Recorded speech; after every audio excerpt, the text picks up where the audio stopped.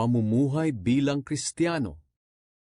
Kaya nga mga kapatid, nakikiusap ako sa inyo alang-alang sa maraming pagkakataong kinaawaan tayo ng Diyos. Ibigay ninyo sa Kanya ang inyong mga sarili bilang mga handog na buhay, banal at kalugod-lugod sa Kanya. Ito ang tunay na pagsamba sa Kanya. Huwag ninyong tularan ang mga pag-uugali ng mga tao sa mundong ito. Hayaan ninyong baguhin kayo ng Diyos sa pamamagitan ng pagbabago ng inyong mga isip, para malaman ninyo ang kalooban ng Diyos, kung ano ang mabuti, ganap at kalugod-lugod sa Kaniyang paningin. Sa biyayang ipinagkaloob ng Diyos sa akin, sinasabi ko sa inyo na huwag ninyong pahalagahan ang inyong sarili ng higit sa nararapat. Sa halip, suriin ninyong mabuti ang inyong kakayahan, ayon sa pananampalatayang ibinigay ng Diyos sa inyo. Kung paano ang katawan ay binubuo ng maraming bahagi at ang bawat bahagi ay may kanya-kanyang gawain, ganoon din tayong mga mananampalataya.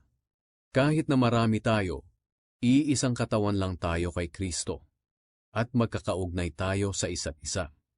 Iba't iba ang kakayahang ibinigay sa atin ng Diyos ayon sa Kanyang biyaya. Kaya gamitin natin ang mga kaloob na iyan.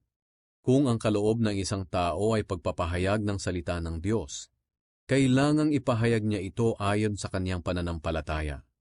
Kung ang kaloob niya ay paglilingkod sa kapwa, maglingkod siya. Kung pagtuturo, magturo siya.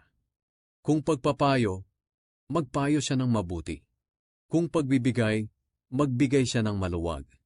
Kung pamumuno, mamuno siya ng buong sikap. At kung pagtulong sa nangangailangan, tumulong siya ng may kagalakan. Magmahalan kayo ng tapat. Iwasan ninyo ang masama at laging gawin ang mabuti.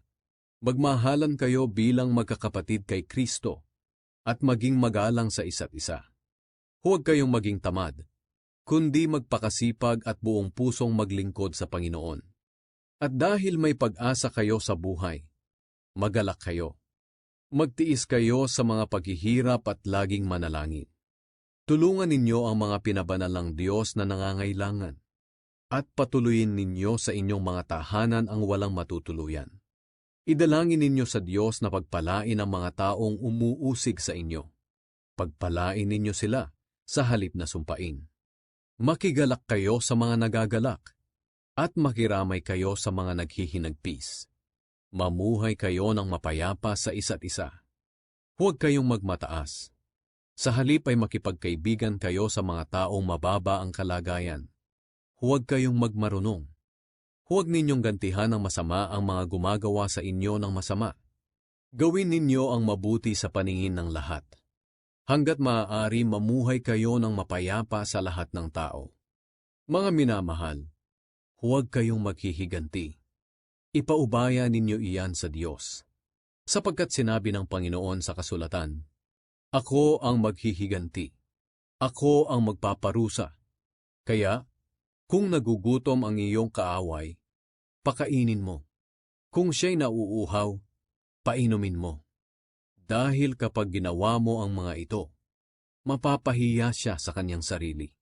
Huwag kayong patatalo sa masama, kundi talunin ninyo ang masama sa pamamagitan ng paggawa ng mabuti.